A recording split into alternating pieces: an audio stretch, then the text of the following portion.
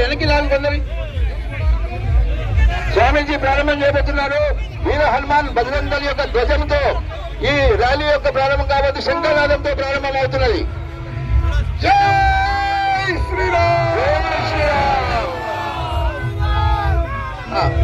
Vehicle సేవ కూడా ముందుకు రావద్దు. యోగిరాజ్ గారు, యోగిరాజ్ వెహికల్ ముందు రానియకుండా ప్రయత్నం చేయండి. అక్కడనే ఆపండి. అనౌన్స్మెంట్ వెహికల్ ముందుకు ఏ వెహికల్ కూడా రావద్దు. చంపాపేట ప్రాంగణం అంతా కూడా మేము అడుగడుగున అందరికీ స్వాగతం. జై హనుమాన్, జై హనుమాన్, జై హనుమాన్, జై శ్రీరామ్, జై శ్రీరామ్. హనుమాన్ జయంతి శుభాకాంక్షలు అందరికీ.